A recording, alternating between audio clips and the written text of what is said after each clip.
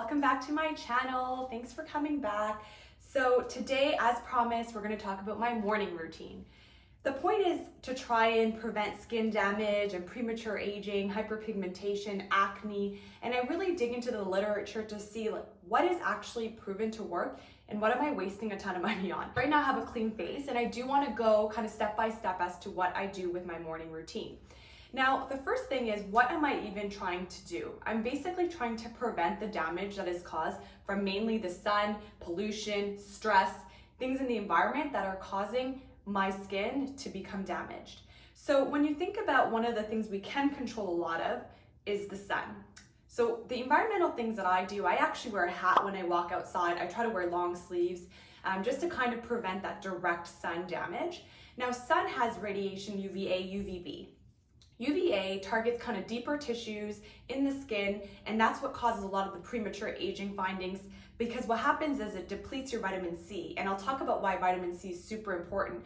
It is an antioxidant and ends up reducing collagen in that area, increasing free radicals, and ultimately causing your skin to become more like saggy and wrinkly, increasing fine lines and dark spots. UVB is also very important because what happens is when the sun expels its UVB, it's like, I always think about B for burning, can cause things like skin cancer. So those are the things that you want to prevent from a skin cancer perspective. It's the UVB.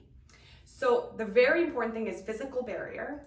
Now, what I usually do in my routine is, number one is making sure I have a sunblock on my face every single day. We'll talk about which ones I use and why. The other thing I just mentioned earlier, that vitamin C is important. And the reason that it's important is because it actually can inhibit the enzyme. It's called matrix metalloproteinases. It's very long and blah, but ultimately that breaks down your collagen. So when you have depleted vitamin C levels because of the sun, that vitamin C is not there. You can't inhibit that enzyme, and ultimately you get breaking down of that collagen. So theoretically, by giving your body and your skin vitamin C as an antioxidant, boom, you can increase collagen production.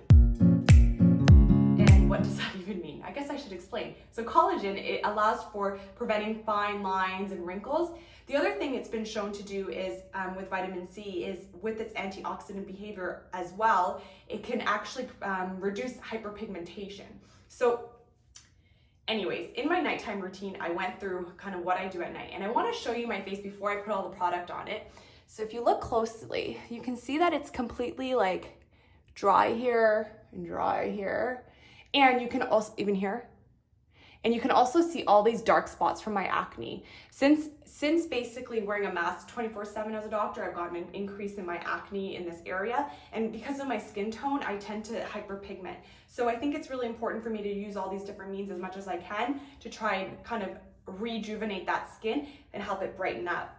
So that's another thing that it helps with the antioxidants and the vitamin C, and of course sunblock being really important to even prevent that hyperpigmentation from happening in the first place. So here we go. Number one, I tone. Now, toner, a lot of people use this at night, which is fine, but the reason I use it during the day or in the morning is for a couple reasons, mostly related to vitamin C. Now, with the, I use these reusable wipes for my face, and I literally just put them in the washer once a week and wash them, and it's amazing because then I feel like I'm not increasing my environmental footprint. And I basically just apply it on my face. It's not anything rocket science. The reason I use it, there's glycolic acid. This is the one from The Ordinary. Is because it reduces the pH. Now, what the issue with vitamin C, and a lot of dermatologists won't necessarily always recommend it, is because it's super hard to get into the skin. Because the skin is actually lipophilic, what we call is basically it's like to water, but vitamin C is really good with water. It ends up repelling. So what ends up happening is a lot of the vitamin C actually doesn't even get into your skin. It's basically waste of money. So what I do is, and what they've shown is with vitamin C, there's a couple things you can do to try and improve its absorption into your skin. Number one is reducing the pH of your skin. So that's why I use toner. Back in the day, toner was used because we had a lot of hard waters and hard soaps, and it was supposed to try and kind of neutralize the pH of your skin. But ultimately, if nowadays we don't have that, so it's actually just more useful from my perspective when I'm using vitamin C. If vitamin C is not part of your routine, I don't know if you really need a toner, to be honest, so just think about that. Now I use, I don't know if you can see that, but I will link it below, SkinCeuticals Ferulic Acid. Now this is super expensive. It's probably my most expensive product that I use on my face. Reason I use it though, now vitamin C, as I mentioned, it's very hard to get into the skin. Now, if it's bound to ferulic, which is an acid, it actually allows, it's been shown that in their studies, and in other studies as well, with bound to ferulic acid, it actually can be absorbed into the skin. So because there's medical data supporting that, I'm already like, woo. The other thing, it has L-ascorbic acid. So I don't know if you can see that, but if you look at the ingredients, you'll see it has it. A lot of products don't actually have enough vitamin C. Anything from the 10 to 20% zone is fine, and this one has 15%. So boom, I'm happy. There's actually active vitamin C in it that's gonna help me out. The last thing I really like about this one is that its pH is low. So the reason that you have to keep it in this way is if the pH is not, if the pH is not low, basically you put the vitamin C, it's like boom, it's not being used. Now, the great thing about this product is that they are one of the only ones that actually keep, their product has the pH lower, like in the less than 3 zone, which helps theoretically with the vitamin C absorption. Now, the reason people ask me like, why does vitamin C like not stay on my skin? It's not absorbed, it's not super useful. It's because it gets oxidized super quick. So if you saw, I actually pulled it out of its box. The way I store it is in my fridge to try and reduce its, like basically try to reduce how quickly it oxidizes, as well as in its box to try to prevent it from being exposed to light. So basically making this video for you guys, I probably ruined my vitamin C. Anyway, so I basically take this dropper, it's like a dropper, and I apply it to my hands, and I kind of start to rub it on in a circular motion, and I don't push hard on my face, and I like tap, tap, tap, put it up there. And it's like very, very moisturizing, as you can see here. And I also do my neck. Don't forget that neck. I always see like in like videos and stuff, or even in movies, like women have perfect faces and their necks are just like all wrinkly and saggy. And it's like, girl, you're gonna have to wear a turtleneck forever. I mean, it has to match, right? I'm all about, I think aging is great and beautiful, but if you can try to age gracefully, why not? So there, I've tapped it into my skin. Feels nice and moisturized, and already all that kind of dryness from my retinoid is gone, basically totally gone. Just super drying.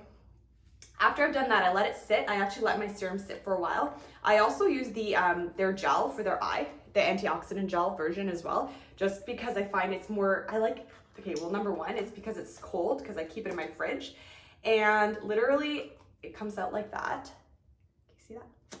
And I apply it under my eye, and it's also another antioxidant. Because the eye is very gentle, you don't want to be like burning your eye in any way, shape, or form. And the skin there is very thin, so things are absorbed in a different manner. So boom, boom, boom, apply that under my eye. It's actually super hard to do this without a mirror, but I think it's there. Anyways, now my face is completely it's completely ferulic acid with vitamin C, antioxidants, ready to go. So now that we have our antioxidant on our face, I let it sit for like 5 minutes and wait till it's completely dry.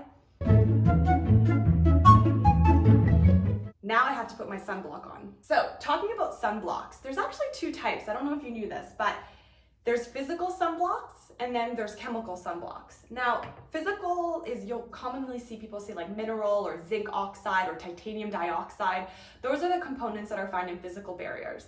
Now, what that means is literally you're just kind of putting a shield on your face against the sun. And the great thing about it is it tends to protect from UVA and UVB. So I might be a little bit crazy, but I actually do both. I'm like, can't get enough sunblock, especially I walk to work every day, 30 minutes, and I'm exposed to like lots of pollution. The great thing about physical barriers from an allergy perspective is that it tends to not have as many allergic reactions as the chemical sunblocks, due to the fact that there's less product and perfumes and botanicals and whatnot. So I always say, try to find a sunblock that is either zinc oxide or titanium dioxide, because it allows for protection, UVA, UVB, and even just natural light, which also can cause damage. Now, the one I use is the La Roche-Posay one. I have like little tiny ones because I literally take it to work and reapply throughout the day. So you should try to get at least an SPF 30. A lot of the times, even SPF 30s, even though that's what the label says, they actually end up being like 20s because patients or people, myself included, don't apply it enough. So I usually aim high. So this is a 60, which is probably a bit excessive, but for me, in my mind, I don't mind the thickness and the texture because I have very dry skin in general, so it helps me kind of keep my skin moisturized. Now, the one issue I will say with anything that tends to be physical barrier based is that your makeup tends to not go on as well. So I like this one because I find it actually doesn't really affect my makeup application, and I actually put it on after I put on my chemical one. So in terms of my chemical sunscreen, this is from Origins SPF 40. Now, I do want to say this is very expensive, and I really think that I got it as a gift and I think it's kind of overpriced, to be honest, and I don't think that you need this specific Origins SPF 40 whatever. Clearly whoever bought it for me thinks I need some age defense, so thank you very much. That's what I'm doing right now as we speak. So the one thing to note about chemical ones is that they tend to be better at UVB protection, but not amazing at UVA. So if what you want to look for in the ingredients is something called avobenzone, spelled like this. And avobenzone is actually shown to be really great at protecting against UVA. So, I mean, from my perspective, the way the chemical ones work is they basically create a film on your skin. And then when the light hits the UVA, UVB, it kind of disperses it, like the energy, so you're not getting that damage directly in your skin. So sorry guys, I know I have an outfit change, but basically I thought I was recording, but I just took a picture of my hand. Total amateur move, whatever. But the last part of my routine is making sure I put sunblock on my lips, and I use Vanny cream, and I'll definitely link it below. Then I'm ready for the day and to conquer the world. So I really hoped you liked that, and I'm sorry it was a bit longer than I thought as per usual. But it's providing you the medical evidence behind it, making sure you're not wasting your money and your time. And I really hope that you subscribe